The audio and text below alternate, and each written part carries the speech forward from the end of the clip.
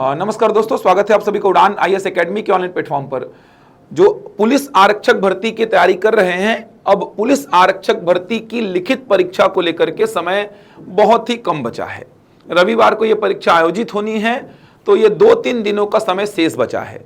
मैंने पूरी कोशिश की कि मैं जितने वीडियोस आप लोगों के लिए ला सकूं उतने मैं वीडियोस लेकर के आया। रिवीजन क्लास मैंने प्लान की, 1-2 लाइव सेशन भी मैंने YouTube पर लिया है। तो मैंने पूरी कोशिश की है कि मैं आपको पूरे कंटेंट जो चीज़ें संभावित हैं परीक्षा में आ सकती हैं वो सारी चीज़ें प्रोवाइड कर सकूं। मैंने किया भी आप लोगों के लिए। 1-2 वीडियोस और आप लोगों को ये मिल रहे हैं।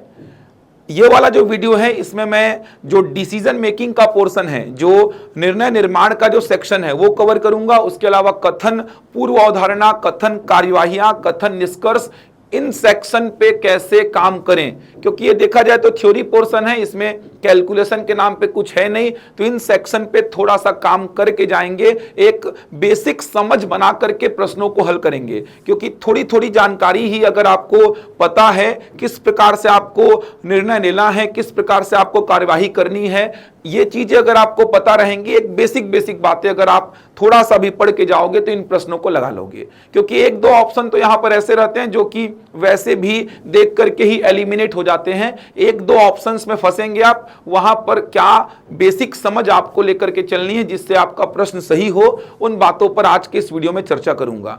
एक और वीडियो आपको मिलेगा जो कि संचार और पारस्परिक कौशल पर आधारित होगा, जिसमें संचार मतलब कम्युनिकेशन और पारस्परिक कौशल यानी इंटरपर्सनल स्किल के कुछ क्वेश्चंस मैं करा दूंगा। तो ये 2 वीडियोस आपको और मिलने वाले हैं। तो लगभग मैंने सारे टॉपिक्स पे काम किया आप लोगों के लिए। आप लोगों ने भी बहुत मेहनत की है और आप लोगों की मेहनत सफल भी होगी। मैं ईश्वर से यही कामना करूंगा कि आप सभी का पेपर बहुत अच्छा जाए।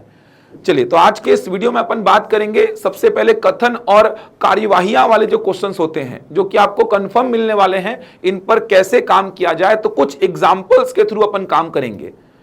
आज मैं लाइव सेशन लेता, लेकिन गला थोड़ा खराब है, बैठा हुआ, इस वजह से मैं लाइव सेशन ले नहीं पाया। तो मैंने सोचा कि मैं रिकॉर्ड कर दूं वीडियो और रिकॉर्डेड वीडियो आप लोगों को मिल जाए। लाइव सेशन लेने वाला था, लेकिन थोड़ा स्वास्थ्य ठीक नहीं था, गला बैठा हुआ था, इसी वजह से ले नहीं पाया। फिर भी मैंने सोचा जो मैं लाइव सेशन में कराने वाला था वो वीडियो रिकॉर्ड कर दूं मैं, और आप लोगों को वीडियो मिल जाए वो। तो इस वीडियो को जरूर देख के जाइए। इसमें डिसीजन मेकिंग के क्वेश्चंस भी कराऊंगा, किस प्रकार के क्वेश्चंस डिसीजन मेकिंग के आते हैं बताऊंगा। दिखने में बड़े दिखते हैं लेकिन बहुत आसान वो क्वेश्चंस। चलिए, तो अपन थोड़ा चर्चा करते हैं पहले कथन और कार्यवाहियां। कुछ एग्जांपल्स मैं आपके सामने ले रहा हूं। एग्जांपल के माध्यम से ही मैं थोड़े आपको कंसेप्ट सिखाऊंगा कि कैसे आपको प्रश्नों को डील करना है। जैसे ये एक प्रश्न आपके सामने लिखा हुआ है। क्या प्रश्न है देखिए, कथन है और कार्यवाहियां, 2 कार्यवाही हैं, कौन सी करेंगे कौन सी छोड़ेंगे, ये सब आपको देखना है। चलिए, तो बात करते हैं अपन। कथन क्या है, एक मकान के ढहने पर 30 लोगों की मृत्यु हो गई, इससे इस इलाके के लोग उत्तेजित हो गए हैं। ये कथन है। एक मकान जो है वो गिर गया है और उसमें 30 लोग मर चुके हैं। तो क्या करेंगे, क्या कार्यवाही कर सकते हैं। इसमें 2 कार्यवाहियां हैं। पहला क्या है, सरकार को प्रभावित परिवारों के लिए तुरंत मुआवजे की घोषणा करनी चाहिए।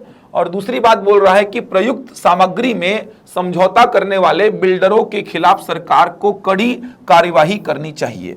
ये 2 आपको चीजें दिखाई दे रही हैं। पहली बात तो मुआवजे की कर रहा है, और दूसरी बात वो बोल रहा है कि जो बिल्डर्स हैं जिन्होंने उस मकान को बनाया था, जो सामग्री प्रोवाइड की थी, उसमें उन्होंने समझौता किया, तो उनके खिलाफ कड़ी कार्यवाही करनी चाहिए।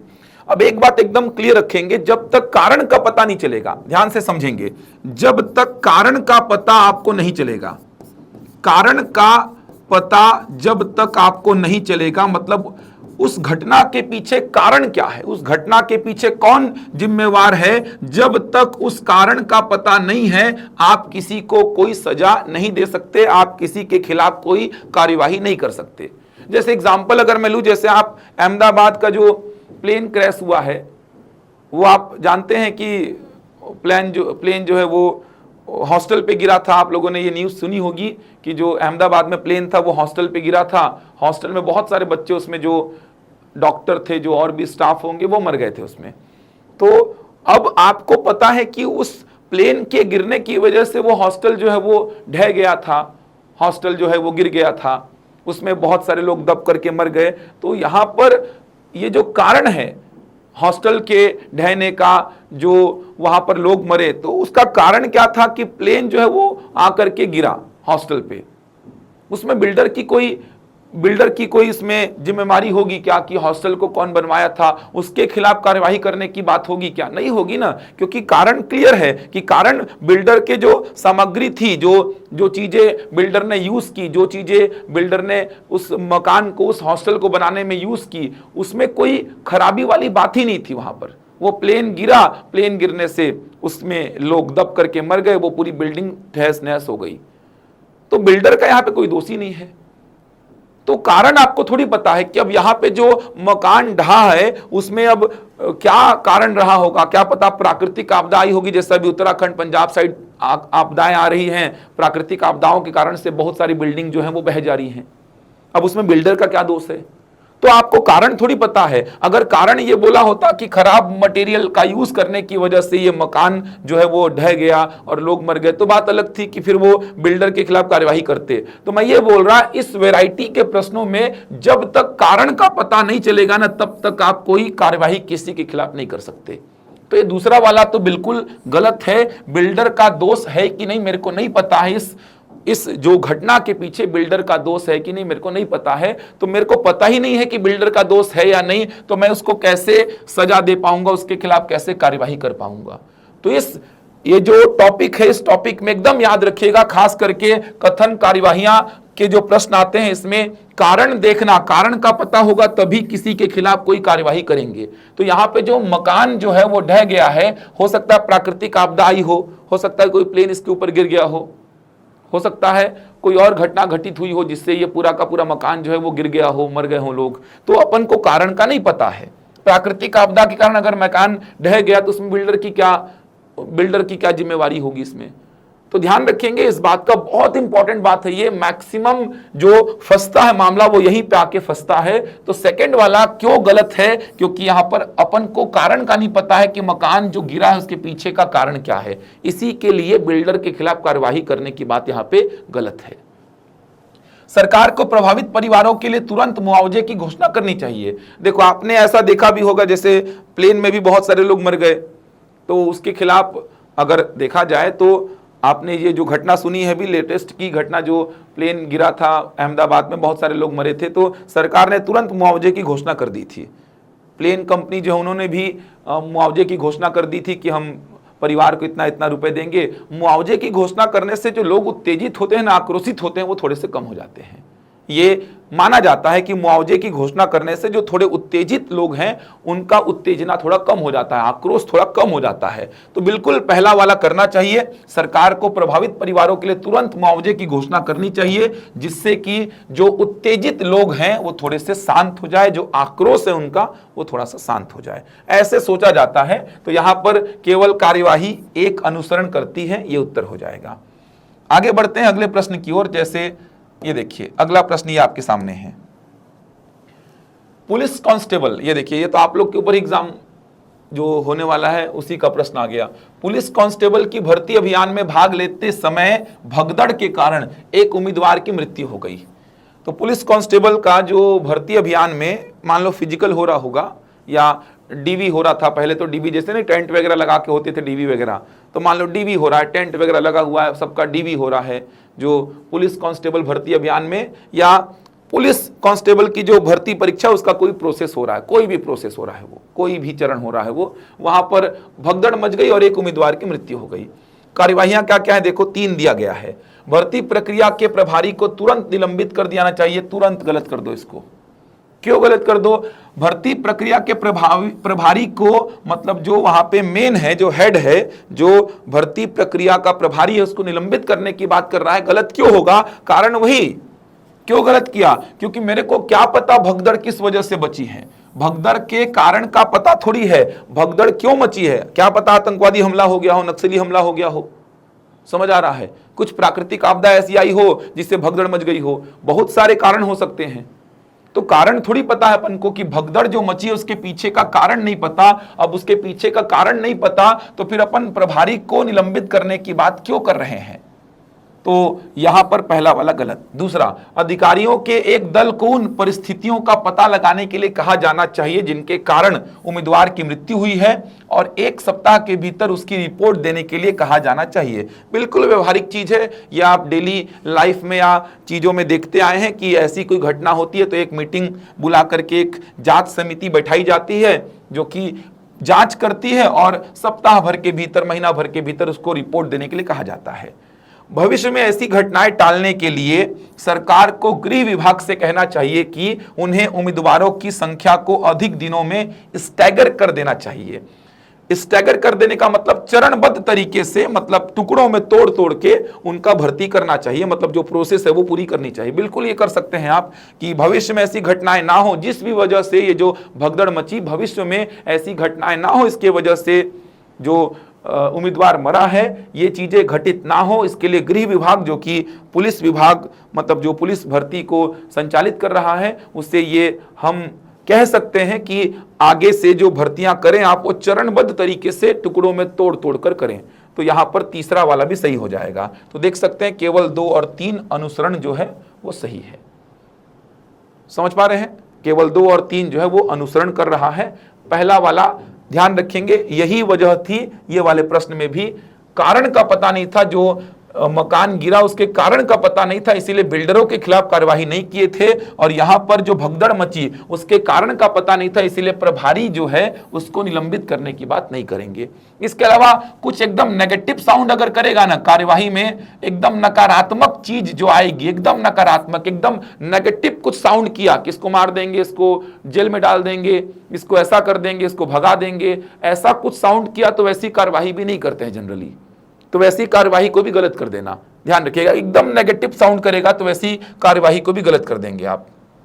जैसे और आते हैं अगले प्रश्न में, चलो देखते हैं क्या बोला है। देखिए, यात्रा के पीक सीजन के दौरान रेल टिकट न मिलने के बारे में हाल में यात्रियों ने कई शिकायतें दर्ज कराई हैं। तो जानते हैं आप, कभी कभी पीक सीजन चलता है तो रेल टिकट नहीं मिलता है, तो उस समय यात्रियों ने ऐसा मेल कर देते हैं रेल मंत्री को, रेलवे को, कि भाई टिकट नहीं मिल पा रही, व्यवस्था करिए। यात्रियों को पीक सीजन सप्ताह समाप्त होने तक अपने यात्रा के कार्यक्रमों को स्थगित करने की सलाह दी जानी चाहिए। आप खुद सोचो, मेरे को ट्रेवल करना है और अगर पीक सीजन चल रहा है, मुझे काम है, कहीं जाना है, तो क्या मैं उसको कैंसिल कर दूंगा क्योंकि पीक सीजन है, इस वजह से आप अपनी यात्रा कैंसिल कर दीजिए? ऐसा तो नहीं होना चाहिए। अब जैसे त्योहार का सीजन आता है तो आप जानते हैं कि ट्रेनों में भीड़ हो जाती है, जैसे नवरात्रि आती है आप देखिए, या गणेश चतुर्थी आती है, या दिवाली आती है, तो आप देखते हैं कि ट्रेनों में भीड़ बहुत ज्यादा बढ़ जाती है। तो ट्रेनों में भीड़ बढ़ जाती है तो क्या सरकार या रेलवे ऐसा यात्रियों को कहेगा कि अभी पीक सीजन चल रहा है, आप अपनी यात्रा को भी टाल दीजिए, यात्रा मत करिए? ऐसा थोड़ी कह सकता है। वो तो आपका मूल अधिकार है, फंडामेंटल राइट है कि आप कहीं भी यात्रा कर सकते हैं भारत में। तो आप बिल्कुल पीक सीजन हो या कभी भी हो, आप यात्रा करने के लिए फ्री हैं। तो ऐसा आप यात्रियों से जो बोल रहे हैं कि कार्यक्रमों को स्थगित कर दें, तो ये बात बिल्कुल क्या है, गलत है। ऐसा बिल्कुल नहीं कह सकते। उनके कार्यक्रम जो फिक्स है उनको कैसे स्थगित कर देंगे, उनकी यात्राएं जो फिक्स है उनको कैसे स्थगित कर देंगे? वो आप उनको कार्यक्रम को, उनकी यात्राओं को स्थगित करने के लिए नहीं कह सकते। उनका फंडामेंटल ये राइट है, मूल अधिकार है, वो कहीं भी यात्रा कर सकते हैं, किसी भी सीजन में कर सकते हैं वो जनरली, और कार्यक्रम अपने रख सकते हैं वो। तो ये गलत है। दूसरा, रेलवे को ट्रेनों में अतिरिक्त डब्बे जोड़ करके यथासंभव यात्रियों को जगह देने की कोशिश करनी चाहिए, बिल्कुल करनी चाहिए। आपने देखा भी होगा कहीं कहीं पे अगर किसी रूट में ट्रेनों में डिब्बे कम रहते हैं तो जब पीक सीजन आता है तो 1-8 डिब्बे जोड़ करके अतिरिक्त जो लोग हैं वो उस डिब्बे में बैठ जाएं, ऐसी व्यवस्था की जाती है। तो यहाँ पे केवल कार्यवाही 2 अनुसरण करती है। आसान प्रश्न है, सोच पाएंगे, दिक्कत नहीं होगी, यही समझा रहा हूं मैं आपको, सोच पाएंगे, दिक्कत बिल्कुल नहीं होने वाली आपको। अगले प्रश्न को देखिए, स्कूल द्वारा दिया गया मध्याह्न भोजन खाने के बाद स्थानीय स्कूल के बहुत से विद्यार्थी बीमार पड़ गए।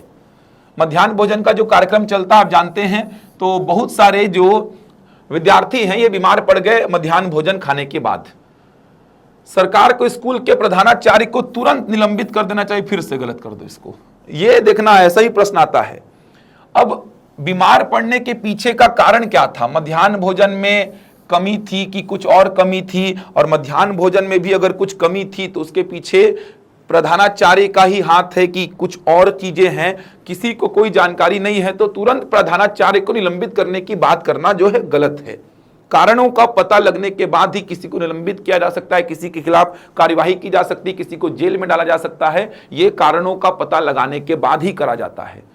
आप भी देखे होंगे जो डेली लाइफ में ऐसी घटनाएं होती हैं, तो ऐसा थोड़ी कि तुरंत उठा के किसी को भी जेल में डाल दिए, तुरंत उठा के निलंबित कर दिए। कारणों का पता लगता है, हाँ क्लियर हो गया कि हाँ इसने ऐसा किया है, तभी जाकर के निलंबित किया जाता है या उसको गिरफ्तार किया जाता है या उसके खिलाफ कार्यवाही की जाती है। तो यहाँ पर मध्याह्न भोजन खाने के बाद बीमार पड़े हैं, तो मध्याह्न भोजन में कमी के पीछे जिम्मेवार कौन है, या मध्याह्न भोजन के चीजों में क्या कमी आई, इन सब के पीछे जिम्मेवार कौन है, उसकी जानकारी अपन को नहीं दी गई है। जिसकी जानकारी नहीं दी गई है उसके बारे में सोचना व्यर्थ है, तो पहला वाला गलत हो जाएगा। स्कूल के प्राधिकारियों को विद्यार्थियों की बीमारी के कारण का पता लगाने के लिए जांच शुरू करनी चाहिए, यह सही लग रहा है। सरकार को सभी स्कूलों को अनुदेश देनी चाहिए कि वे अपने अगले आदेश मिलने तक मध्याह्न भोजन योजना स्थगित कर दें। ये तो नहीं होगा, नकारात्मक साउंड कर रहा है ये। ऐसे कैसे कर सकते हो आपके सारे स्कूलों को आपने बोल दिया। किसी एक स्कूल में मध्याह्न भोजन खाने से अगर बच्चों की तबीयत खराब हो गई है, तो क्या हर स्कूल में ये मध्याह्न भोजन की क्वालिटी गुणवत्ता में सवाल उठेगा? नहीं। समझ आ रहा है? किसी एक जिले में किसी एक स्कूल में मध्याह्न भोजन का कार्यक्रम अच्छी तरीके से संचालित नहीं हो पा रहा है या ढंग से चीजें वहां पर मैनेज नहीं हो पा रही हैं, तो क्या इसके चलते पूरे स्टेट के, पूरे भारत के स्कूलों के मध्याह्न भोजन के कार्यक्रम को स्थगित करना सही बात है? बिल्कुल नहीं है सर। तो तीसरा गलत है, केवल अनुसरण केवल दूसरा वाला अनुसरण करेगा। इसके बाद के प्रश्नों पर चर्चा करते हैं, कुछ और प्रश्न देखते हैं। देखिए क्या बोला है, हमारे देश में बीपीओ की नौकरियों के आने के बाद, जो नौकरियां आई हैं बीपीओ की, बड़ी संख्या में शिक्षित युवा बेरोजगार हैं। बीपीओ की नौकरी इतनी हो गई हैं, आप भी देख रहे हैं, समझ आ रहा है, इतनी बीपीओ की नौकरियां निकल गई हैं, तो शिक्षित युवा जो है वो बेरोजगार हैं। तो सरकार को सब बेरोजगार युवाओं को बेरोजगारी भत्ता देना चाहिए? बिल्कुल नहीं। ये तो बेरोजगार लोगों को अगर बेरोजगारी भत्ता सारे बेरोजगार युवाओं को देने लग गए, तो फिर ये तो सरकार के ऊपर बहुत बड़ा वित्तीय बोझ आ जाएगा। क्योंकि आप जानते हैं युवाओं की संख्या जो बेरोजगार है बहुत बड़ी है। अब उन सभी को अगर आप ये बेरोजगारी भत्ता देने लगे तो सरकार के ऊपर बहुत ज़्यादा बोझ आ जाएगा। सरकार ये काम तो नहीं करेगी। इससे हो सकता है युवा और मतलब ये अलाल हो जाए, आलसी हो जाए। बेरोजगारी भत्ता मिल ही रहा है तो काम करने की चाहत, काम करने की इच्छा कम हो जाए, तो ये काम तो सरकार नहीं करेगी। एक समय अवधि के लिए कर सकती है, कुछ युवाओं के लिए कर सकती है, लेकिन पूरे देश के युवाओं के लिए ऐसा करना तो संभव नहीं है। सरकार को विभिन्न क्षेत्रों में विभिन्न योजनाएं आरंभ करनी चाहिए जो रोजगार के अवसर पैदा करें। ये कर सकती है सरकार, करती भी है। छत्तीसगढ़ सरकार को देख लीजिए या दूसरी सरकार को देखिए या भारत सरकार को देखिए, ऐसे अवसर पैदा करती है जो रोजगार दें आपको।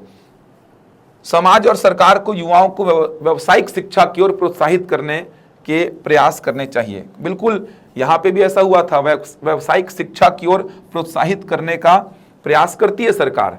तो समाज, सरकार दोनों ये काम करते हैं कि युवाओं को व्यावसायिक शिक्षा की ओर प्रोत्साहित करते हैं। इसके लिए बहुत सारी योजनाएं भी चलाते हैं। आप देखते हैं छत्तीसगढ़ में ही बहुत सारी योजनाएं चल रही हैं जिससे युवा जो हैं ये व्यावसायिक शिक्षा की ओर थोड़ा प्रोत्साहित हों। तो तीसरा भी सही है। तो आप देख सकते हैं केवल 2 और 3 अनुसरण कर रहा है। अगले प्रश्न को देखिए, सार्वजनिक क्षेत्र के कई उपक्रम, सार्वजनिक क्षेत्र के उपक्रम जैसे सेल हो गया, भेल हो गया, ये सब सार्वजनिक क्षेत्र के उपक्रम कहलाते हैं। जैसे सेल जो बीएसपी है ये सार्वजनिक क्षेत्र का उपक्रम है, भेल है, ये सब के सब सार्वजनिक क्षेत्र के उपक्रम हैं। पिछले कई वर्षों से घाटा उठा रहे हैं और चालू वर्ष में भी स्थिति उतनी ही खराब है। मतलब इन सब में घाटा चल रहा है, फायदा कुछ नहीं हो रहा, सरकार को हर साल घाटा ही हो रहा है। तो घाटा उठाने वाले सार्वजनिक क्षेत्र की इन कंपनियों को तत्काल बंद कर दिया जाना चाहिए।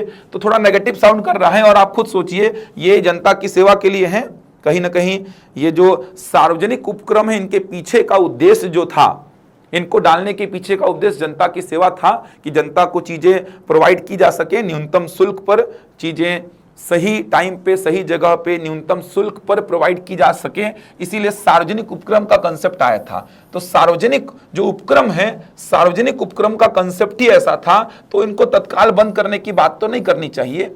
आगे अगर बढ़ेंगे तो सरकार को इन कंपनियों को बेचने के लिए निजी क्षेत्र में संभावनाशील क्रेता ढूंढना चाहिए ताकि सरकार द्वारा किए गए निवेश का कुछ हिस्सा वापस मिल जाए। ये कर सकती है सरकार, ऐसा करती भी है।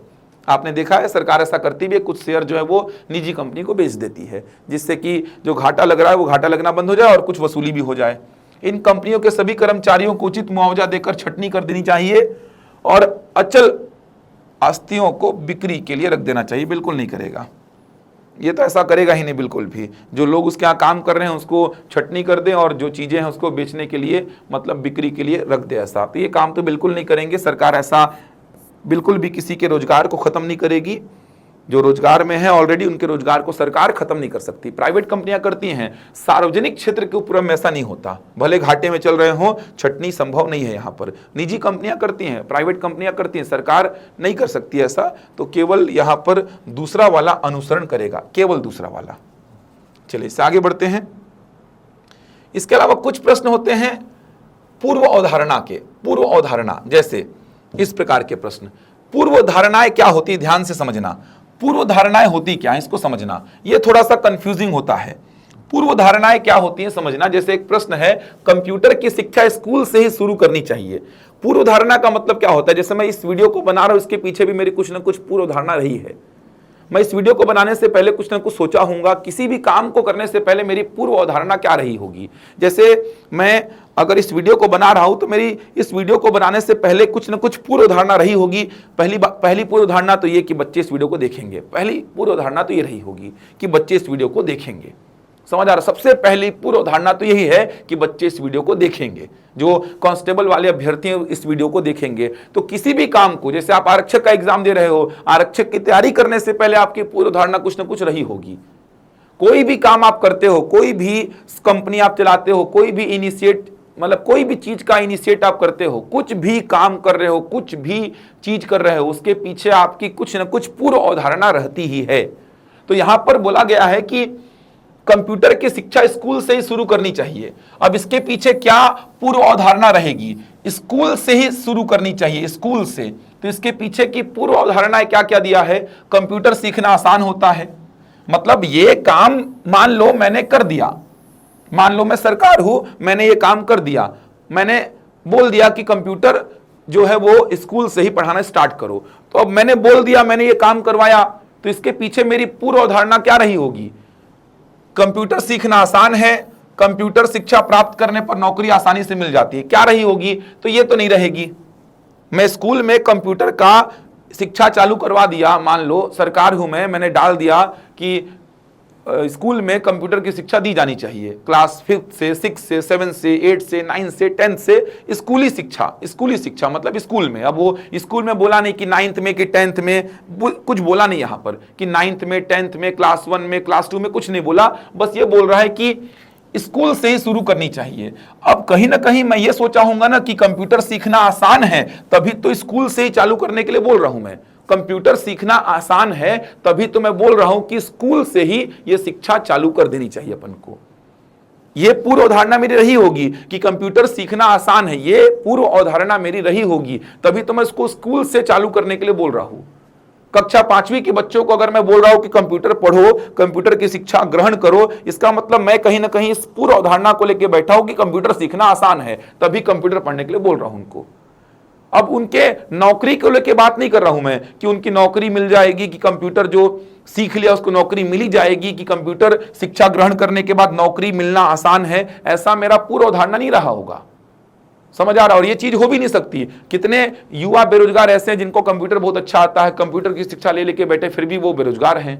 तो ये तो वैसे भी सही बात नहीं है। तो मेरी पूर्व अवधारणा ऐसी रही भी नहीं होगी। जो बात ही गलत है वो बात मेरी पूर्व अवधारणा हो भी नहीं सकती, ये भी समझना है आपको। जो बात ही गलत है वो बात मेरी पूर्व अवधारणा नहीं हो सकती। लेकिन स्कूल में अगर मैं कंप्यूटर की शिक्षा दे रहा हूं, इसका मतलब मैं ये सोचा होऊंगा कि कंप्यूटर सीखना क्या है, आसान है, तभी स्कूल में उसको मैं चालू करवाया होऊंगा। ऐसे सोचना है इन प्रश्नों को। जैसे और प्रश्न देखिए, चलती हुई रेलगाड़ी से झांकना खतरनाक है। रेलगाड़ी के डिब्बे में एक सूचना लिखी हुई है। अब रेलवे डिपार्टमेंट ने रेलगाड़ी के एक डिब्बे में ऐसी सूचना जो है वो चिपका दी है कि रेलगाड़ी से झांकना, चलती हुई रेलगाड़ी से झांकना जो है वो खतरनाक है। तो ये जो सूचना रेलगाड़ी के एक डिब्बे में रेलवे डिपार्टमेंट में ने लगाई होगी, इसके पीछे क्या पूर्व अवधारणा रही होगी? पहली पूर्व अवधारणा तो लोग इसको पढ़ेंगे, ये रही होगी। देखो, लोग प्रायः ऐसी सूचनाओं की ओर ध्यान देते हैं। जैसे मैंने बोला कि मैं इस वीडियो को बना रहा था, तो बनाने से पहले मेरी पूर्व अवधारणा क्या रही होगी कि कांस्टेबल की जो भर्ती परीक्षा होने वाली, लिखित परीक्षा, उसको देने वाले बच्चे जो हैं देखेंगे इस वीडियो को। तो वैसे ही रेलवे डिपार्टमेंट की ये पूर्व धारणा रही होगी कि लोग प्रायः ऐसी सूचनाओं की ओर ध्यान देते हैं, तभी तो वो लगा रहा है। जैसे हम अपने इंस्टीट्यूट के बाहर जैसे बहुत सारे बैनर पोस्टर लगाते हैं, स्टैंडी लगाते हैं नए बैच के, क्योंकि हमारी पूर्व धारणा है कि भाई बात आते जाते बच्चे उस स्टैंडी की ओर, उस बैनर पोस्टर की ओर ध्यान देंगे, इसीलिए हम वो स्टैंडी, वो बैनर पोस्टर लगाते हैं। किसी भी दुकान के बाहर देखना एकदम अट्रैक्टिव ऐसा कुछ बैनर पोस्टर लगा होता है, स्टैंडी लगा होता है, पॉम्पलेट आपको जो बांटे जाते हैं, तो जनरली जो दे रहा है उसकी पूर्व धारणा ये रहती है कि लोग इसको पढ़ेंगे तभी तो वो दे रहा है। अगर मेरी पूर्व धारणा ये रहती कि लोग नहीं देखेंगे भाई मेरे वीडियो को, तो मैं काहे बनाता। समझ आ रहा है? तो लोग देखेंगे इसीलिए मैं इस वीडियो को बना रहा हूं। देखिए, तो ये पहला वाला तो बिल्कुल सही है, इसके बारे में मैंने बहुत एक्सप्लेनेशन दे दिया। दूसरे वाले को देखते हैं। रेलवे प्राधिकरण का यह कर्तव्य है कि वह यात्रियों की सुरक्षा का ध्यान रखे। बिल्कुल, ये भी उसकी पूर्व अवधारणा रही होगी कि हम संचालित कर रहे हैं चीज़ों को कहीं ना कहीं। रेलवे डिपार्टमेंट का ये सोच तो रहा ही होगा कि यात्रियों की सुरक्षा होनी चाहिए, तो ये भी उसकी पूर्व अवधारणा रही होगी। इन दोनों, पहली पूर्व अवधारणा तो ये रहेगी कि लोग इसको पढ़ेंगे। जैसे अपन भी रेलवे में यात्रा करते हैं तो अपन ने भी जनरली ये नोटिस किया है कि जितनी भी चीज़ें उस कंपार्टमेंट में लगी होती है सबको पढ़ डालते हैं। अपन खाली बैठे क्या करेंगे, तो जितनी भी चीज़ें वहाँ लगी रहती है, जितने भी पोस्टर बैनर वहाँ पे जितनी भी सूचनाएं रहती हैं सबको पढ़ देते हैं अपन। जो भी चीज़ें लिखी रहती है उस कंपार्टमेंट में जहाँ अपन बैठे रहते हैं सब पढ़ देते हैं। तो रेलवे अगर ये सूचना लगा रहा है तो उसके पीछे की पूर्व अवधारणा उसकी ये जरूर रही होगी कि लोग इसको पढ़ेंगे, तो ये तो रही होगी। और ये भी सोचा होगा कि हमारा कर्तव्य है कि लोगों की सुरक्षा करे रेलवे डिपार्टमेंट का, तो ये दो पूर्व अवधारणा रही होगी।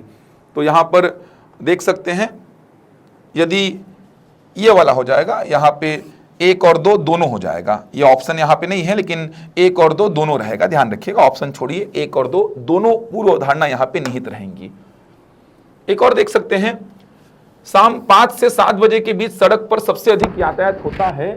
इस इलाके में फ्लाईओवर होना आवश्यक है। यह बात एक बैठक में एक प्लानिंग इंजीनियर ने कही। फ्लाईओवर की बात कर रहा है ये कि 5 से 7 के बीच सड़क पर सबसे अधिक यातायात होता है, तो इस इलाके में एक फ्लाईओवर होना चाहिए। यह बात बैठक में एक प्लानिंग इंजीनियर ने कही। अब उसकी क्या पूर्व अवधारणा रही होगी? यातायात को नियंत्रित करना चाहिए, तो ये पूर्व अवधारणा तो उसकी रही होगी, तभी तो उसने ये बात कही है। यातायात को नियंत्रित करने की पूर्व अवधारणा उसकी रही होगी, तभी तो उसने बैठक में ये बात की कि एक फ्लाईओवर बनाना चाहिए। पहले के प्लानिंग इंजीनियरों ने भारी यातायात के लिए कुछ नहीं किया, ऐसी कोई बात नहीं है। जो पहले के प्लानिंग इंजीनियर थे उन्होंने यातायात के लिए कुछ नहीं किया, तो ऐसी कोई बात नहीं। नेगेटिविटी पे ध्यान रखिएगा, हमेशा गलत ही चीज़ होगी, वो उसको हमेशा गलत करेंगे। तो ऐसा थोड़ी कि पहले के इंजीनियर्स जो थे उन्होंने कुछ नहीं किया इसलिए ये बड़े काम करने वाले व्यक्ति आके यही करेंगे सब कुछ, ऐसा नहीं है। तो यातायात की समस्या उसके दिमाग में रही होगी, उसको नियंत्रित करने की बात उसके दिमाग में रही होगी, तो उसने ये बैठक में बात कह दी। ये बात नहीं है, तो केवल कौन सा सही है? केवल पूर्वानुमान 1 सही रहेगा। तो आसान रहता है, कोई दिक्कत नहीं होनी चाहिए आप लोगों को, ये बनना चाहिए। जैसे यहां बात करते हैं, देखिए यहां पे बात करते हैं अपन, एक और प्रश्न है। कथन, पर्यावरण को बचाने के लिए पूरे देश में गैर कानूनी खनन पर पूर्ण प्रतिबंध लगा देना चाहिए। गैर कानूनी खनन पर, तो पर्यावरण को बचाने के लिए पूरे देश में गैर कानूनी खनन की बात नहीं किया है ना, खनन अलग चीज हो गया, यहां पे बात कर रहा है गैर कानूनी खनन। तो जो गैर कानूनी खनन है उस पर पूर्ण प्रतिबंध लगा देना चाहिए। अब इसके पीछे की पूर्व अवधारणा क्या है? कानूनी रूप से किया जाने वाला खनन पर्यावरण को कोई नुकसान नहीं पहुंचाता है। पर्यावरण के नुकसान के लिए उत्तरदायी घटकों में से खनन एक घटक है। सोचो क्या पूर्व अवधारणा रही होगी? ये स्टेटमेंट बोलने से पहले मैं अगर सरकार का कोई हिस्सा हूं और ये स्टेटमेंट मैं बोल रहा हूं किसी बैठक में कि जो इल्लीगल तौर पे जो खनन का कार्य किया जा रहा है उसको बंद कर दो, तो इसको बंद करने के पीछे का मेरा पहला पूर्व अवधारणा क्या है कि भाई पहली बात तो गैर कानूनी है तो बंद होना ही चाहिए। पहली बात तो गैर कानूनी है तो बंद होना ही चाहिए। देखिए खनन जो है ना, मान लो एक खनन हो रहा है जो कि कानूनी तौर पर हो रहा है। खनन तो इंपॉर्टेंट चीज है, खनन के बिना भी डेवलपमेंट, अधोसंरचना का विकास कैसे होगा, तो खनन तो करना ही पड़ेगा। तो एक खनन हो रहा है मान लो कानूनी तौर पर, और एक खनन हो रहा है गैर कानूनी तौर पर। तो गैर कानूनी खनन जो है ये है मान लो, और कानूनी रूप से खनन जो हो रहा है वो ये है। दोनों ही पर्यावरण को प्रदूषित करते हैं, दोनों ही करते हैं। ऐसा नहीं कि ये वाला नहीं करता ये वाला करता, ऐसी बात नहीं है। दोनों ही पर्यावरण को प्रदूषित करते हैं। पहली बात तो ये दोनों ही करेंगे, ये भी पर्यावरण को प्रदूषित करेगा और ये भी पर्यावरण को प्रदूषित करेगा। तो कैसा भी खनन हो, चाहे वो लीगल हो चाहे इलीगल हो, दोनों ही माइनिंग का जो काम है वो पर्यावरण को प्रदूषित करने वाला है। तो पहला तो बिल्कुल गलत है कि कानूनी रूप से किया जाने वाला खनन पर्यावरण को कोई नुकसान नहीं पहुंचाता, ये तो बिल्कुल गलत है। दोनों ही खनन जो है ये पर्यावरण को नुकसान पहुंचाते हैं, तो पहला वाला तो पूर्व अवधारणा बिल्कुल गलत है। अब लेकिन जो गैर कानूनी है, अगर इसको बंद कर दिया जाए, पहली बात बंद क्यों करें, क्योंकि गैर कानूनी है, बंद होना ही चाहिए। और बंद होने के पीछे एक पूर्व अवधारणा यह भी मेरी रही होगी कि भाई दोनों मिलके पर्यावरण को प्रदूषित कर रहे हैं, दोनों मिलकर के पर्यावरण को प्रदूषित कर रहे हैं। अगर इसको बंद कर दें, इसको बंद कर दे, पहली बात तो गैर कानूनी है तो बंद होना चाहिए, और बंद हो गया तो थोड़े मात्रा में तो प्रदूषण कम होगा, थोड़े मात्रा में तो कम होगा। तो मेरी एक पूर्व धारणा ये रही होगी कि सर गैर कानूनी है तो बंद हो जाना चाहिए, गैर कानूनी है तो बंद होना ही चाहिए। और दूसरी बात ये रही होगी सर मेरी कि दोनों मिलकर के पर्यावरण को प्रदूषित कर रहे हैं, अब इसको बंद करने पे तो काम चलेगा नहीं, क्योंकि अधोसंरचना का विकास, डेवलपमेंट भी जरूरी है। तो लेकिन ये वाले को तो बंद कर सकते हैं, क्योंकि ये पहली बात गैर कानूनी है, जो कि चीजें बंद होनी ही चाहिए, और बंद हुआ तो कुछ मात्रा में तो प्रदूषण कम हो जाएगा। तो वही बात लिखा है, पर्यावरण के नुकसान के लिए उत्तरदायी घटकों में से खनन एक घटक है। तो बिल्कुल ये बंद हो गया तो कुछ मात्रा में तो पर्यावरण का प्रदूषण कम हो जाएगा। तो ये केवल पूर्व अवधारणा, दो अंतर्निहित है। समझ आ रहा है? तो इस प्रकार से सोचना है आपको, कथन और पूर्व अवधारणा के प्रश्नों को कैसे सोचना है। डिसीजन मेकिंग के प्रश्न कैसे बनते हैं उस पर भी बात करेंगे, एक पीएससी का प्रश्न कराऊंगा मैं। उससे पहले कुछ इस प्रकार के प्रश्नों पर चर्चा करते हैं। अब ये देखिए, ऐसे कुछ प्रश्नों पर, ये देखिए इस प्रकार के कुछ प्रश्नों पर चर्चा करेंगे कि आपको क्या करना चाहिए, आप अगर उस जगह पे होते तो आपको क्या करना चाहिए। देखिए क्या बोल रहा है यहाँ पे, ध्यान से देखिए। स्थिति को पढ़िए और उपलब्ध कराए गए विकल्पों में से सर्वश्रेष्ठ कार्यवाही का चुनाव कीजिए कि आप अगर यहां रहते तो आप क्या करते। ये प्रश्न बहुत आसान रहते हैं। आपके वरिष्ठ अधिकारी ने आपको 2 दिनों के भीतर एक विषय पर एक प्रस्तुति देने के लिए कहा, आप आधी रात तक जग कर इसे समाप्त कर लेते हैं, फिर भी वास्तविक प्रस्तुति के दौरान आपका अधिकारी निराश हो जाता है और आपको फटकार लगाता है, आपकी प्रतिक्रिया क्या होगी। मतलब कोई काम आपको आपके बॉस ने कहा, आप रात भर जगे और पूरा उसको ठीक किए बनाए, लेकिन अगले दिन जब प्रेजेंटेशन का टाइम आया तो आपने जब प्रेजेंटेशन दिया तो आपका अधिकारी जो है वो अभी भी नाराज है, आपको फटकार लगा रहा है, आप क्या करेंगे। तुरंत जगह छोड़ देंगे, नौकरी से इस्तीफा दे देंगे, प्रतिक्रिया करेंगे और अधिकारी पर चिल्लाएंगे, फीडबैक मांगेंगे और आश्वस्त करेंगे कि आप त्रुटियों को ठीक कर लेंगे। तो तुरंत जगह छोड़ देंगे, काम तो करेंगे नहीं, सरकारी नौकरी है, मुश्किल से मिलता है, नौकरी से इस्तीफा आप देंगे नहीं, अधिकारी पे कैसे चिल्लाओगे। जैसे मान लो आप आरक्षक हो, आपके जो सर्कल का डीएसपी है, मान लो डीएसपी है, आपको कुछ काम बोला या टीआई आपको कुछ काम बोला, आप वो काम रात भर किए, अगले दिन आप जब उसको रिप्रेजेंट कर रहे हो तो आपका अधिकारी खुश नहीं है, गुस्सा कर रहा है, फटकार लगा रहा है, तो क्या उसको ऊपर चिल्लाओगे थोड़ी यार। तुरंत जगह छोड़ दोगे, नहीं छोड़ोगे, इस्तीफा दोगे, नहीं दोगे, फीडबैक मांगोगे कि क्या हुआ है बताओ सर, ठीक करूंगा अगले बार उसको। तो ये बहुत आसान प्रश्न होते हैं, आराम से 2-3 ऑप्शन तो वैसे ही एलिमिनेट हो जाते हैं। ये देखो, आप निर्धारित अवधि में पूर्ण की जाने वाली एक परियोजना में लगे हैं। परियोजना समीक्षा बैठक के दौरान आपको ज्ञात होता है कि दलीय सदस्यों से प्राप्त सहयोग में कमी की वजह से इस परियोजना के निष्पादन में विलंब होने की संभावना है, आपको क्या करना चाहिए। मतलब आपके जो सदस्य हैं दल के, वो सहयोग नहीं दे रहे हैं, इसलिए परियोजना में थोड़ा समय लग जाएगा, इसके निष्पादन में विलंब हो जाएगा, तो आपको क्या करना चाहिए। निर्धारित अवधि में पूर्ण की जानी थी, लेकिन आपके दल के सदस्यों के जो कंट्रीब्यूशन है वो कम था, तो इसमें विलंब होने वाला है, तो आपको क्या करना चाहिए। कारणों का उल्लेख करते हुए समय अवधि बढ़ाने की मांग करनी चाहिए। अब समय अवधि बढ़ा भी लिए तो क्या कर लोगे, समय अवधि बढ़ा लिए तो भी तो आपके जो सदस्य हैं, आपके दल के सदस्य हैं, उनका सहयोग थोड़ी मिल जाएगा, तो इससे कुछ होना जाना नहीं है। समय अवधि बढ़ा भी लिए तो उस समय में भी वो परियोजना पूरी नहीं हो पाएगी, क्योंकि आपके सदस्यों का आपको सहयोग ही नहीं है। तो ये तो नहीं करेंगे। दलित सदस्यों को बदल देने की मांग करनी चाहिए, नकारात्मक चीज नहीं करोगे, कैसे बदल दोगे उनको। असहयोग के कारणों की जांच पड़ताल करनी चाहिए, ये कर सकते हैं। असहयोग के मुद्दे पर दलित सदस्यों को चेतावनी देनी चाहिए, ये नहीं करेंगे। वही समझा रहा हूं, बहुत आसान चीज है। यदि एक व्यस्त सड़क क्रॉसिंग ट्रैफिक पर सिग्नल अचानक फेल हो जाता है, जैसे मान लो घड़ी चौक है, उस पर ट्रैफिक सिग्नल जो है वो अचानक फेल हो जाता है, तब एक ट्रैफिक पुलिस को सबसे पहले क्या करना चाहिए? सभी तरफ की गाड़ियों को रोक देना चाहिए, कंट्रोल रूम को सूचित करें, गाड़ियों की आवाजाही को हाथ से नियंत्रित करें, उपरोक्त सभी ये करेंगे। देखे भी हैं, ट्रैफिक सिग्नल फेल हो जाते हैं तो जो ट्रैफिक पुलिस है वो हाथ से आवाजाही जो है उसको जारी रखते हैं, रोकते नहीं है गाड़ियों को। रोक देंगे तो फिर परेशान हो जाएगी जनता, लंबा जाम लग जाएगा। कंट्रोल रूम को सूचित करेगा, लेकिन बाद में करेगा, लेकिन पहले वो क्या काम करेगा? गाड़ियों की आवाजाही को हाथ से नियंत्रित करेगा। एक कार्यालय में दो महत्वपूर्ण अधिकारियों ने एक दूसरे पर गंभीर आरोप लगाना प्रारंभ कर दिया। कार्यालय प्रमुख को क्या करना चाहिए? दो अधिकारी हैं, एक दूसरे पर चिल्ला रहे हैं, लड़ रहे हैं, आरोप लगा रहे हैं एक दूसरे के ऊपर, तो क्या करना चाहिए? जांच प्रारंभ कर देनी चाहिए। समस्या का समाधान दोनों से व्यक्तिगत रूप से बातचीत कर निकालना चाहिए, दोनों को निकाल देना चाहिए, दोनों को पदावनत कर देना चाहिए। मतलब वही बात हो गई, निकाल देना चाहिए या दोनों को निलंबित कर दे। तो ये काम तो करेंगे नहीं, वो आपस में लड़ रहे हैं, आपस में एक दूसरे पर आरोप लगा रहे हैं, आरोपों का कोई कंफर्मेशन है नहीं आपके पास, तो जांच भी कैसे प्रारंभ करोगे? तो आप क्या करोगे? दोनों से व्यक्तिगत रूप से बातचीत करोगे और बातचीत करने के बाद जो चीजें होंगी देखेंगे।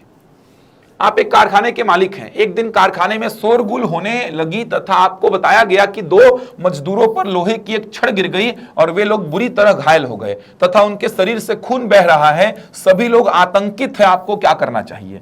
क्या करना चाहिए? चिकित्सा सुविधा देंगे उनको। है क्या चिकित्सा सुविधा? है, ये है ना। परिस्थितियों को संभालने हेतु पुलिस को बुलाना चाहिए। पुलिस को बुलाएंगे, लेकिन बात की बात है ये। मजदूरों से कहना चाहिए कि वे लोग अपने अपने काम पर ध्यान दें। ये तो करेंगे नहीं, मानवता भी कुछ चीज होती है। मजदूर संघ के नेता को बुलाकर उनके साथ इस विषय पर विचार विमर्श करना चाहिए। ये भी बात की बात है। घायल मजदूरों की तत्काल चिकित्सा की व्यवस्था करनी चाहिए। ये सबसे ज्यादा प्रायोरिटी है। किसी की जान से बढ़कर कुछ चीजें नहीं होती हैं। ये कुछ प्रश्न थे। अब डिसीजन मेकिंग के प्रश्न कैसे बनते हैं वो समझा रहा हूं। एक सीजीपीएससी का प्रश्न ले रहा हूं, डिसीजन मेकिंग के प्रश्न कैसे आते हैं। बड़ा सा प्रश्न रहेगा, बच्चे देख के छोड़ देते हैं, वो समझाऊंगा मैं आपको। उसके लिए मैं सीजीपीएससी का डायरेक्ट एक पेपर डाउनलोड कर लेता हूं, ज्यादा सही रहेगा। वो टाइप नहीं करवाया था। देखिए बहुत आसान रहता है, ये एक बहुत सिंपल सा टॉपिक है, आराम से काम किया जा सकता है इसमें। सीजीपीएससी का ही मैं पेपर डाउनलोड कर लेता हूं, सीधे वहीं से बताता हूं उसको कैसे करना है। कोई भी साइट में जाके 2020 का एक पेपर डाउनलोड कर लीजिए, जो कि 2020 में आया था, 2021 में आया था। लगभग हर साल पीएससी में आता ही है वो। डिसीजन मेकिंग, कैसा प्रश्न होता है, किस प्रकार से डील करना है, बता रहा हूं आप लोगों को। डाउनलोड होगा, 2 मिनट रुकेंगे, तैयारी करिए। बाकी चिंता मत करिए, थ्योरी वाला जो सेक्शन है ना, ये बहुत आसान है, इसमें दिक्कत बिल्कुल नहीं आएगी आपको। थ्योरी वाले सेक्शन में बिल्कुल भी दिक्कत नहीं आने वाली।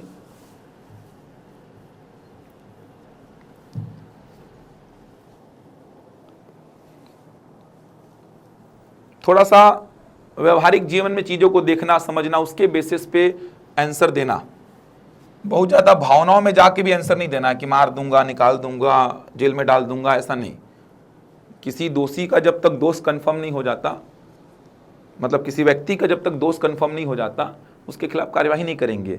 कुछ घटना के कारण का पता जब तक नहीं लग जाता कि घटना के पीछे का कारण क्या है, जब तक उस घटना के लिए किसी को निलंबित, किसी के ऊपर कार्यवाही, ये सब काम नहीं करेंगे आप। तो रुकेंगे, डिसीजन मेकिंग के क्वेश्चंस को बता दे रहा हूँ। इसके बाद संचार पारस्परिक कौशल को समझा दूंगा एक आध वीडियो में। संचार क्या है, ये मैं संचार ही तो कर रहा हूँ। संचार का सबसे अहम हिस्सा पता क्या है? संचार, कम्युनिकेशन। जैसे मैं आप लोगों को पढ़ा रहा हूं तो कम्युनिकेशन ही है।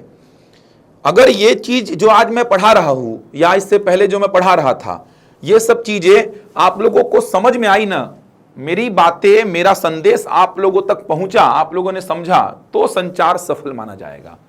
समझ आ रहा है? तो ये संचार है।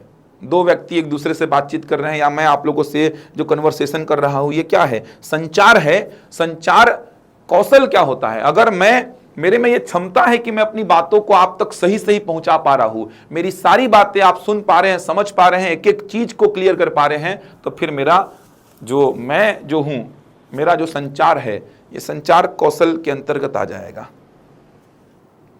तो आसान है संचार। संचार का मतलब ये जो कम्युनिकेशन अपन कर रहे हैं, आप अपने घर वालों से जो बात करते हैं, आप अपने टीचर से जो बात करते हैं, आप अपने कलीग से जो बात करते हैं, आप अपने बॉस से जो बात करते हैं, आप अपने ऊपर के अधिकारियों से, नीचे के अधिकारियों से जो बात करते हैं, ये सब संचार का हिस्सा है। संचार सफल तभी माना जाएगा जब सामने वाला आपकी सारी बातों को एकदम समझ जाए। आप अगर कोई मैसेज दे रहे हैं उसको, उस मैसेज को प्रॉपरली अगर वो समझ पाए, एक एक पॉइंट समझ जाए, उसका क्लियर हो पाए। जैसे मैं पढ़ा रहा हूं तो मेरे एक एक कंसेप्ट को अगर आप समझ पा रहे हो, तो मेरा संचार जो है वो अच्छा है, ये संचार सफल माना जाएगा। इतना समय क्यों लग रहा है यार डाउनलोड होने में? इसको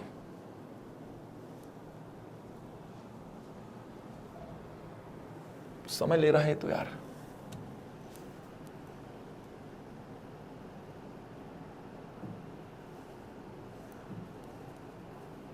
और कोई इस साइट से देखते हैं डाउनलोड हो जाए तो। हुआ क्या? समय ले रहा है यार ये तो। वेट करिए थोड़ा सा। एक क्वेश्चन है उसी के माध्यम से, क्योंकि बहुत बड़ा क्वेश्चन है, टाइम था नहीं मेरे पास कि मैं इनका पीपीटी पूरा रेडी करवाऊँ फिर मैं आपको बताऊँ। तो मैं पेपर में ही क्वेश्चन जो है उसके माध्यम से आपको पूरा बता देता हूँ। कोई और साइट देखते हैं कहीं से डाउनलोड हो जाए तो।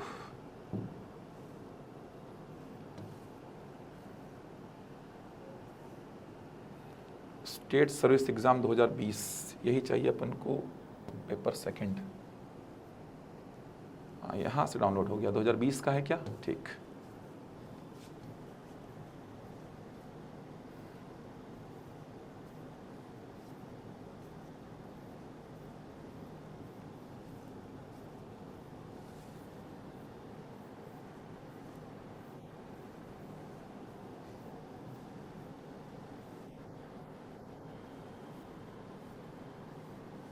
ये देखिए ऐसा प्रश्न, ध्यान से समझेंगे, ऐसे प्रश्नों की बात कर रहा हूं मैं। डिसीजन मेकिंग का प्रश्न है। बुक में देखना ऐसे बहुत सारे प्रश्न मिल जाएंगे, एक प्रश्न में बहुत अच्छी तरीके से समझाता हूं आपको। देखिए बहुत आसान रहते हैं प्रश्न, इसमें कोई दिक्कत नहीं होगी आपको, बल्कि आसान है। लेंथ देख के बच्चे डर जाते हैं। देखो कितना बड़ा प्रश्न है, देखना ये देखो, प्रश्न खत्म ही नहीं हुआ अभी। यहां पे जाके प्रश्न खत्म हुआ और इसके बाद ये सब प्रश्न चालू हो गए। तो बड़ा प्रश्न देख के बच्चे डर जाते हैं, बड़ा प्रश्न देख के। चलो तो प्रश्न क्या है, ध्यान से समझो। प्रश्न क्या है, देखो प्रश्न में क्या बोला है, देख पा रहे हैं? एक शीर्ष कॉलेज में मतलब कि टॉप के कॉलेज में अगर आपको एमबीए में एडमिशन लेना है तो कुछ शर्तें उन्होंने बना दी है। आप जानते भी हैं कि किसी कॉलेज में अगर आपको एडमिशन लेना है तो कुछ शर्तें होती हैं। तो वो शर्तें आपको बताई गई हैं कि एक शीर्ष कॉलेज के एमबीए में दाखिले के लिए उम्मीदवार का चयन करने की शर्तें निम्नलिखित हैं। डिसीजन मेकिंग का प्रश्न आ गया ना, तो ये बहुत एकदम बल्ले बल्ले वाली बात है भाई। 4-4 5-5 प्रश्न आता इधर से, और सीख लो, बहुत आसान है। देखना तो अभी कितना आसान लगेगा, अरे सर ये तो बाकी के टॉपिक से भी आसान है। 10 ठो आ जाए आप खुश हो जाओगे। एक शीर्ष कॉलेज के एमबीए में दाखिले के लिए उम्मीदवार का चयन करने की शर्तें निम्नलिखित हैं। पहली शर्त क्या है, 1 अगस्त 2017 को उम्र 25 वर्ष से ज्यादा ना हो। मतलब उसका डेट ऑफ बर्थ देगा, उसके अकॉर्डिंग अपन को देखना पड़ेगा कि 1 अगस्त 2017 को उसकी उम्र 25 वर्ष से ज्यादा ना हो। मतलब 1 अगस्त 2017 की बात कर रहा है, आज के डेट में मत देख देना। 1 अगस्त 2017 को उसकी उम्र 25 वर्ष से ज्यादा ना हो। पहली बात तो ये। दूसरी बात, न्यूनतम 80% के साथ 10वीं पास हो। तीसरी शर्त, किसी भी विषय में न्यूनतम 70% के साथ 12वीं पास हो। चौथी बात, समूह चर्चा में जीडी ग्रुप डिस्कशन में 70% हासिल किया हो। पांचवी बात, व्यक्तिगत साक्षात्कार पर्सनल इंटरव्यू में 60% हासिल किया हो। 5 शर्तें हैं। 1 अगस्त 2017 को उसकी उम्र 25 वर्ष से अधिक ना हो। 10वीं में उसका कितना परसेंट मांगा है, 80। न्यूनतम 80 मतलब 80 चलेगा, 80 से ज्यादा भी चलेगा। 12वीं में किसी भी विषय में 70% होना चाहिए। 70 मतलब 70 और उससे ज्यादा चलेगा।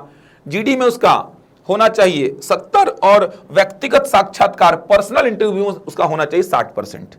ये 5 शर्तें हैं। इन 5 शर्तों को अगर कोई बच्चा फुलफिल किया तो उसका एमबीए में एडमिशन हो जाएगा। पहली शर्त 1 अगस्त 2017 को उसकी उम्र 25 वर्ष से ज्यादा ना हो। दूसरा 10वीं में 80%, 12वीं में 70%, जीडी में 70 और इंटरव्यू में 60। ये 5 शर्तों को अगर कोई बच्चा फुलफिल किया तो उसका एडमिशन अपन कर देंगे इस कॉलेज में।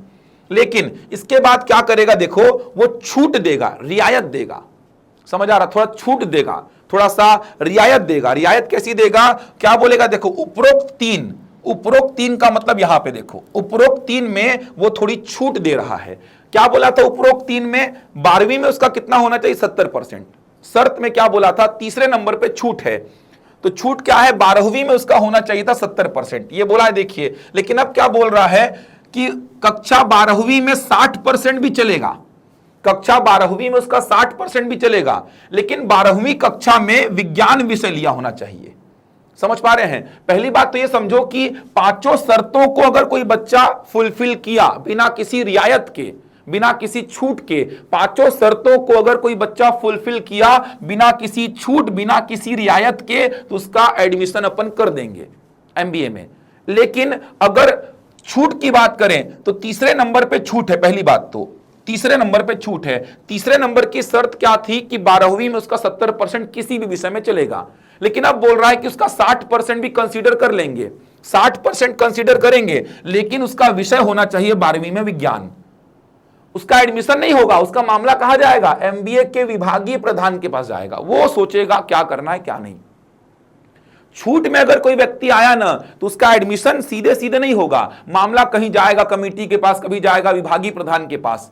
तो मैं बोल रहा कि अगर कोई बच्चा जो है तीसरे वाले में 65% लाया है मान लीजिए, बाकी की चारों शर्तों को फुलफिल कर लिया, एज क्राइटेरिया फुलफिल, 10वीं फुलफिल, जीडी फुलफिल, इंटरव्यू ये भी सेटिस्फाइड हो रहा है, तीसरे वाले शर्त को पूरा पूरा फुलफिल नहीं कर पाया, उसका परसेंट मान लो कितना है, 65 है, उसका परसेंट 65 है, तो तीसरे वाले शर्त को फुलफिल नहीं कर रहा है, तो अपन देखेंगे कि उसका विषय 12वीं में क्या है, विज्ञान है क्या, क्योंकि शर्त में छूट है, तीसरी शर्त में छूट है कि उसका 60% भी कंसीडर कर लेंगे, लेकिन उसका विषय क्या होना चाहिए, विज्ञान होना चाहिए। तो आप देखें कि तीसरे वाले शर्त में छूट है कि उसका 60% 12वीं में हम कंसीडर कर लेंगे, लेकिन उसका विषय विज्ञान होना चाहिए। लेकिन यह मामला कहां जाएगा, एमबीए के विभागीय प्रधान को जाएगा, वो डिसाइड करेगा कि तुम्हारे साथ क्या होना है। सीधे सिलेक्शन नहीं होगा, सीधे सिलेक्शन तभी होगा जब 5 शर्तों को बिना किसी छूट के फुलफिल करेगा कोई बच्चा। किसी बच्चे का रेज्यूमे मेरे पास ऐसा है कि वो 5 शर्तों को बिना किसी छूट के फुलफिल कर रहा है, तब जाके उसका सिलेक्शन होगा। अगर वो छूट में आया, तीसरे नंबर में उसका छूट है, तीसरे नंबर 12वीं वाले में छूट है कि 60 भी कंसीडर कर लेंगे, लेकिन विषय विज्ञान हो, और मामला कहां जाएगा, एमबीए के विभागीय प्रधान के पास जाएगा। एडमिशन नहीं होगा, सीधे ये डिसाइड करेगा, ये डिसाइड करेगा, ये देखो सॉरी, ये एमबीए के विभागीय प्रधान के पास, ये डिसाइड करेगा, एमबीए के विभागीय प्रधान के पास जाएगा मामला, ये डिसाइड करेगा कि बच्चे का सिलेक्शन होना है कि नहीं होना है। इसके बाद उपरोक्त 5 में छूट दिया है, 5 मतलब कि इंटरव्यू वाले में बोला है कि इंटरव्यू में 50% भी चलेगा। ये देखो, व्यक्तिगत साक्षात्कार में 50% चलेगा, लेकिन उसका मामला एडमिशन कमेटी को भेजा जाना है।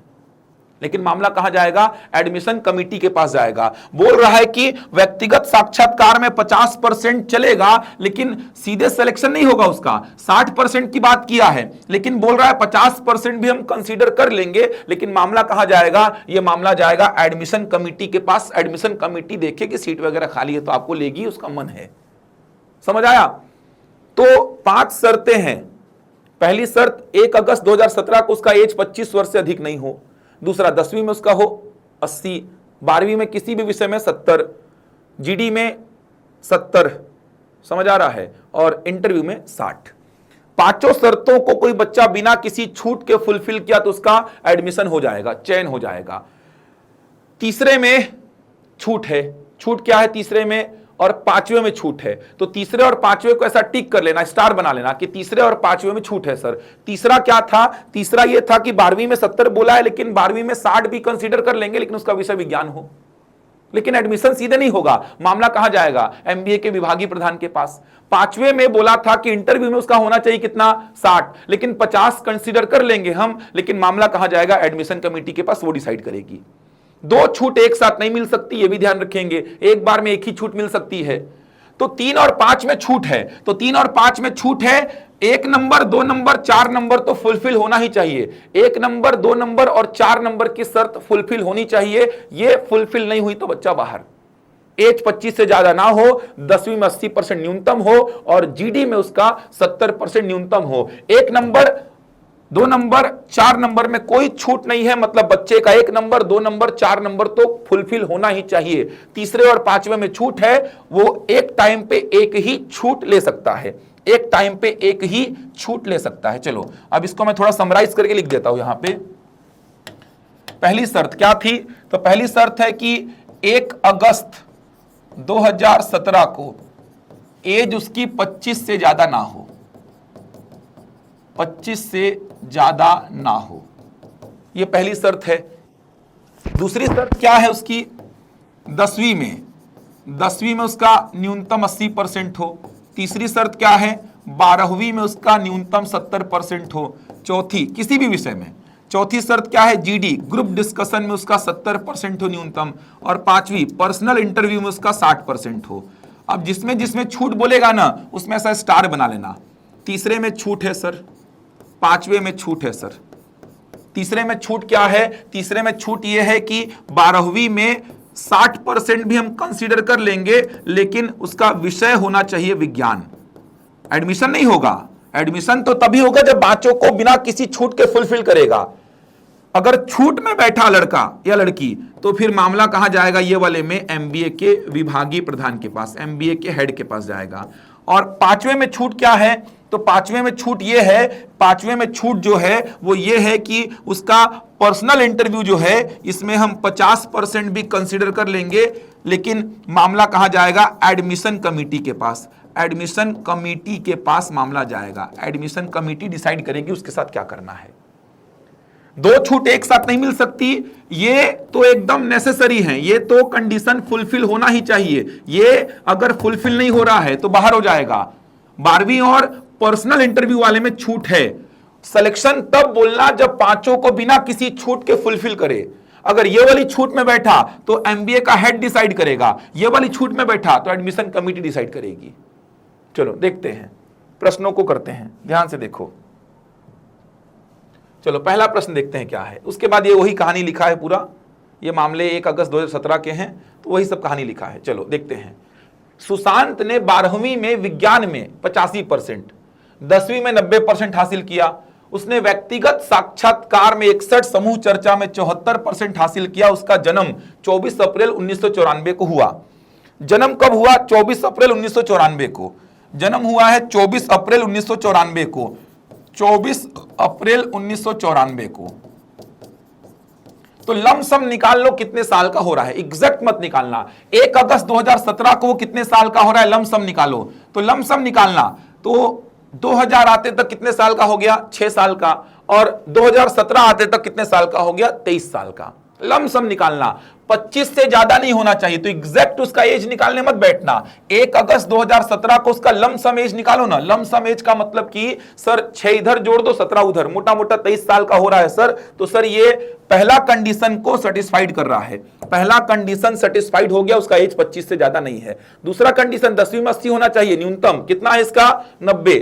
दूसरा कंडीशन सेटिस्फाइड। तीसरा 12वीं में होना चाहिए था 70 किसी भी विषय में, इसका कितना है? 85। तीसरा भी सेटिस्फाइड। चौथा जीडी में होना चाहिए था 70, कितना है इसका? समूह चर्चा में 74, तीसरा के बाद चौथा भी सेटिस्फाइड। पांचवा इंटरव्यू में 60 होना चाहिए मिनिमम, कितना है? 61। पांचों कंडीशन को बिना किसी छूट के फुलफिल कर रहा है, तो इसका चयन हो जाएगा, ऑप्शन भी करेक्ट हो जाएगा। क्या है बताओ, इसमें क्या दम है इस क्वेश्चन में? बताओ मेरे को। कोई दम ही नहीं है प्रश्न में, तुरंत आंसर आएगा। तो पहला कंडीशन क्या था? 1 अगस्त 2017 को उसका एज 25 से ज्यादा ना हो। तो लमसम अपन देखे तो 1 अगस्त 2017 पहली कंडीशन, लाइन से ऐसे चेक करना, पहला हो गया, दूसरा हो गया, तीसरा हो गया, ऐसे चेक करना। तो 1 अगस्त 2017 को उसका एज जो है वो 25 से ज्यादा ना हो, तो लमसम 23 साल के आसपास का आ रहा है सर। इसका मतलब ये हुआ कि हो सकता है सर 23 से एक ज्यादा हो जाए, मैं गलती कर रहा हूं, 23 से कम हो जाए, 25 से तो कम ही रहेगा सर। 25 से ज्यादा तो नहीं रहेगा सर। तो पहला कंडीशन सेटिस्फाइड। 10वीं में 80 है क्या? है सर। 85 कितना है? 90 है इसका। तो 12वीं में 70 से ऊपर है क्या? 70 या उससे ऊपर? 85 है सर इसका। तो जीडी में 70 या उससे ऊपर है क्या? 74 है सर। इंटरव्यू में 60 या उससे ऊपर है क्या? 61 है सर। इससे पांचों कंडीशन को बिना किसी छूट के फुलफिल कर रहा है तो इसका चयन हो जाएगा। Option B correct. दूसरा आ जाओ। दीक्षांत ने 12वीं में विज्ञान विषय में 67। अब ऐसा नहीं कि सर विज्ञान है 67 है तो मार दो एमबीए के विभागीय प्रधान वाला आंसर। पूरा पढ़ना, क्या पता आगे जाके ऐसा हो कि उसका जीडी में ही 70 से कम आया हो, क्या पता उसकी एज 25 पार हो गई हो, क्या पता उसका 10वीं में सेटिस्फाइड नहीं हो रहा हो, तो बाहर हो जाएगा ना। तो सीधे इसको पढ़ करके एमबीए के विभागीय प्रधान वाला उत्तर होगा, यही मत मार देना, पूरा पढ़ना। चलो पहली कंडीशन एज वाले को देखते हैं। पहले एज वाले को, चलो एज वाले को देखेंगे। 1995 12 सितंबर, तो ये एज तो 5 और 17 22 साल के आसपास बैठेगा मोटा मोटा ये। तो पहली कंडीशन सेटिस्फाइड। दूसरी कंडीशन 10वीं में 92 सेटिस्फाइड। तीसरी 12वीं में 67 सेटिस्फाइड नहीं हो रहा है सर।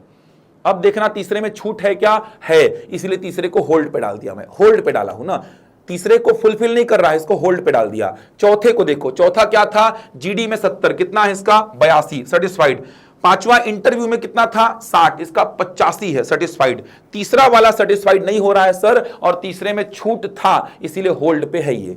अब चलो तीसरे की छूट को देखो। तीसरा का छूट क्या था कि सर 12वीं में अगर 70 मिनिमम नहीं है तो हम 60 भी कंसीडर कर लेंगे, लेकिन आपका विषय विज्ञान होना चाहिए। चलो विज्ञान है क्या? है, और मिनिमम 60 कंसीडर कर लेंगे, लेकिन चयन नहीं करेंगे। आपका मामला कहां जाएगा? एमबीए के विभागीय प्रधान के पास जाएगा। समझ आ रहा है? 12वीं में मान लो इसका 60 से भी कम होता तो बाहर हो जाता, छूट में भी नहीं बैठ रहा है अब तो ये। तो यहां पे बाकी के चारों कंडीशन सेटिस्फाइड, एज सेटिस्फाइड, 10वीं satisfied, GD satisfied, interview satisfied.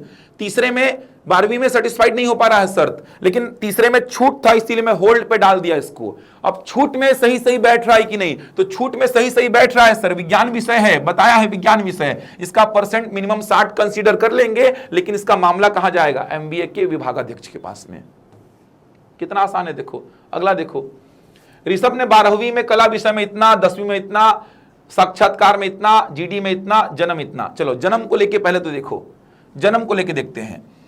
1993 नवंबर, तो 7 इधर जोड़ दो 17 उधर, 24 साल के आसपास बैठेगा। Age criteria fulfil.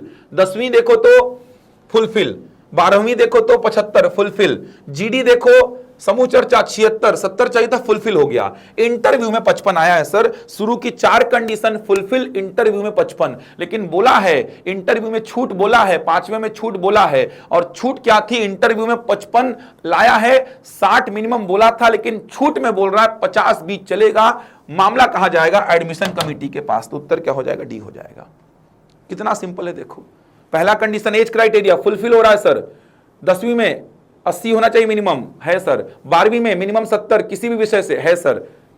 इसके बाद जीडी में मिनिमम कितना होना चाहिए? 70, है सर। इंटरव्यू में मिनिमम 60 होना चाहिए, नहीं है सर। 5वें को फुलफिल नहीं कर रहा है, लेकिन 5वें में छूट होने की वजह से इसको होल्ड पे डाला। अब छूट में आ जाइए। छूट में मिनिमम 50 भी चलेगा, लेकिन मामला कहां जाएगा? एडमिशन कमेटी के पास जाएगा।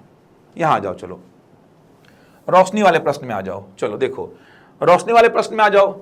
अब क्या बोल रहा है? रोशनी ने 12वीं में 69%, 10वीं में इतना, व्यक्तिगत साक्षात्कार में इतना, समूह चर्चा में इतना। पहले तो एज देखो, इसकी एज क्राइटेरिया देखो। 1992 को जन्मी है, 8 इधर 17 उधर 25, लेकिन 25 होगा दिसंबर में इसका, यह भी ध्यान रखना, ध्यान से बनाना।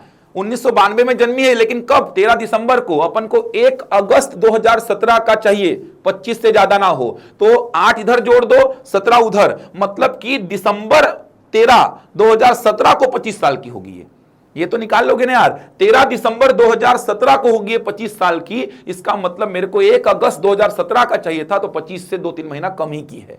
कितना महीना कम मेरे को नहीं, मतलब 25 से कम की है। तो एज क्राइटेरिया सेटिस्फाइड। 8 इधर 17 उधर, 25 साल के आसपास की है, लेकिन दिसंबर में होगी 25 साल। मेरे को अगस्त चाहिए था, तो 25 से कम की है, तो पहली कंडीशन सेटिस्फाइड। दूसरी कंडीशन 10वीं देखो जल्दी से। 10वीं में 87 सेटिस्फाइड, 80 बोला था। 12वीं में 70 बोला था, इसका कितना? 69, सेटिस्फाइड नहीं हो रहा है। छूट है क्या? है तो होल्ड पे डाल के आगे बढ़ते हैं। छूट है, होल्ड पे डाल के आगे बढ़ा। चौथा जीडी में 70 बोला है, 74 है, चलेगा। इंटरव्यू में 60 बोला है, 62 है, चलेगा। सर तीसरे को फुलफिल नहीं कर रही है, तीसरे में छूट है। अब छूट में आ जाओ। तीसरे में छूट है सर, 12वीं में मिनिमम 60 भी चलेगा लेकिन विषय विज्ञान होना चाहिए। इसका विषय क्या है देखो, इसका विषय बताया ही नहीं है। मतलब अगर ये वाणिज्य विषय से है मान लो तो बाहर हो जाएगी, छूट में नहीं बैठ रही है, बाहर हो जाएगी। अगर ये विज्ञान विषय से है तो ये छूट में बैठेगी और इसका मामला जाएगा एमबीए के हेड के पास में। तो मेरे को इसका विषय पता ही नहीं है, 12वीं में इसका विषय क्या है पता नहीं है, क्या पता विज्ञान रहा हो तो एमबीए का हेड डिसाइड करेगा इसके साथ क्या होगा। अगर वाणिज्य रहा हो तो बाहर हो जाएगी। तो मेरे को विषय पता ही नहीं है तो सीधे क्या बोलेंगे, डेटा निर्णय लेने के लिए अपर्याप्त है, ऑप्शन ए, ये टिक करेंगे। ये देखो अच्छा प्रश्न है, डेटा निर्णय लेने के लिए अपर्याप्त है। अगला आ जाओ, शेखर ने 12वीं में वाणिज्य विषय से 65, सीधे इसी को पढ़ के बाहर कर दो, इसको बाहर हो गया सर। 12वीं में वाणिज्य विषय में 65, 12वीं में 70 बोला था और 60 भी चलेगा लेकिन तब जब विषय होगा विज्ञान। तो ये पहले स्टेटमेंट को पढ़ के ही बाहर हो गया सर। तो क्या बोलेंगे, उम्मीदवार को नहीं चुना जाना है। देखो कितना कम समय लगा, खत्म हो गया। देखो 5 प्रश्न खत्म हो गए, 10 नंबर का है ये, सीजीपीएससी प्री में आया था। ऐसे प्रश्न आते हैं तो ध्यान रखिएगा, बन जाएगा बन जाएगा। अब तो सेटिस्फाइड हो, जितनी हो सकते हैं कोशिश कर रहा हूं यार मैं कर पाऊं काम आप लोगों के लिए। संचार वाला एक वीडियो और दूंगा और एक वीडियो और आएगा जिसमें बताऊंगा मैं कि आप लोग को पेपर कैसे देना है। पेपर दो, मिलो, आओ, बताओ कैसा गया, क्या हुआ, और आपने मेहनत की होगी उस पर विश्वास रखो, पेपर अच्छा बनेगा ही आप लोगों से। तो आज के इस वीडियो में इतना ही। एक वीडियो और आएगा संचार और पारस्परिक कौशल का, 1 घंटे का, लगभग आधे पौन घंटे 1 घंटे का। उसमें भी मेन बातें समझाऊंगा आपको, प्रश्न बना लेंगे आप लोग। ये प्रश्न आएगा तो खुश हो जाना भाई कि बन जाएगा ये। और जो नहीं पढ़े हैं ना इस टॉपिक को वो नहीं बना पाएंगे, वो लेंथ देख के छोड़ देंगे। इतना बड़ा प्रश्न छोड़ दो सर, समझ आ रहा है? बहुत आसान प्रश्न था। चलो तो मैं मिलूंगा आपसे अगले वीडियो में कुछ नए टॉपिक के साथ, संचार वाले टॉपिक के साथ। एक वीडियो और आएगा जिसमें बताऊंगा कि कैसे करना है आपको पेपर अटेम्प्ट। चलिए मिलता हूं मैं अगले वीडियो में, तब तक के लिए धन्यवाद।